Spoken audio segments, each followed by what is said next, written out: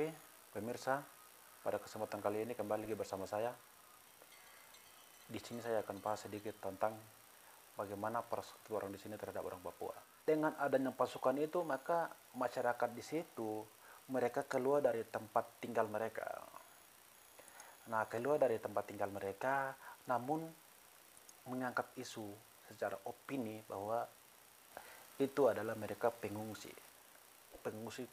dari tempat tersebut karena antara satu kelompok dengan kelompok satu mereka paku serang. Nah, ini isu salah satu yang mengangkat, tapi kenyataannya tidak seperti itu. Nah, kenyataannya tidak seperti, kenapa saya bilang begitu? Ini mereka keluar adalah evakuasi diri, bukan pengungsi.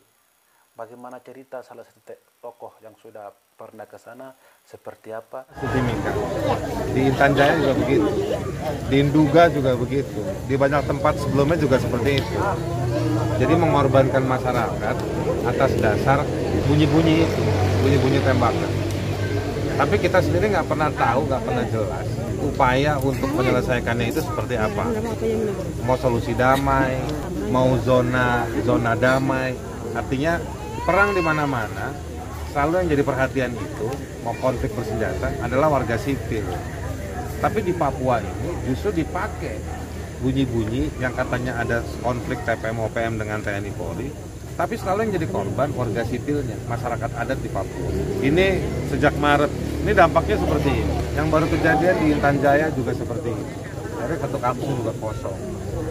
Nah, menurut saya ini ada hal yang tidak terjawab. Nah, untuk khusus untuk hal ini kan udah 7 bulan. Mestinya TNI, Polri, Pemda, pemerintah pusat, mestinya langsung bikin tim. Malu ada warganya 1.800 orang, ya kan, punya inisiatif mengamankan diri. Jadi bukan negara atau aparat keamanan yang mengamankan mereka, tapi mereka yang punya inisiatif untuk mengamankan diri. Jadi mereka ini sebetulnya bukan pengungsi, mengevakuasi diri, dikasih waktu supaya negara itu masuk, amankan kampung mereka, supaya mereka bisa balik lagi. Kan tujuannya TNI Polri dibentuk itu kan itu. Kalau TNI Polri tidak ngamanin warganya, terus dia mau ngamanin siapa? Tadi itu kita sudah lihat bahwa mereka itu adalah evakuasi diri. Karena dengan adanya sebanyak pasukan-pasukan yang dikirim ke sana. Nah, sekarang kita kembali lagi bagaimana menjamin dalam undang-undang seperti apa. Bagian 1, hak untuk hidup. Pasal 28, bagian A, Undang-Undang Dasar 1945. Kemudian yang kedua, hak mendapat keadilan. Pasal 28 bagian D Undang-Undang Dasar 1945. Hak untuk memperoleh perlindungan. Pasal 28 bagian I Undang-Undang Dasar 1945. Kemudian bagian terakhir bagian 4 yaitu hak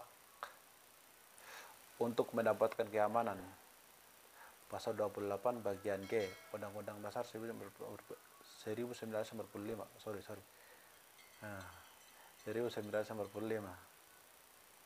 Nah, jadi pada esensinya bahwa undang-undang masih menjamin bagaimana relasi masyarakat itu untuk menghadapi dengan TNI Polri yang begitu banyak kirim ke sana. Dan TNI Polri itu mereka sebetulnya batut pada undang-undang itu sendiri. Namun tetapi ketika ke sana malah mereka bertindak sesuai dengan kemauan mereka, bukan bertindak sesuai dengan konstitusi Indonesia. Nah, ini yang menjadi persoalan sekarang. Jadi satu kata dari saya, kawan kita bisa baca, tapi lawan kita tidak bisa baca. Karena lawan jalan dengan tujuan yang tersendiri.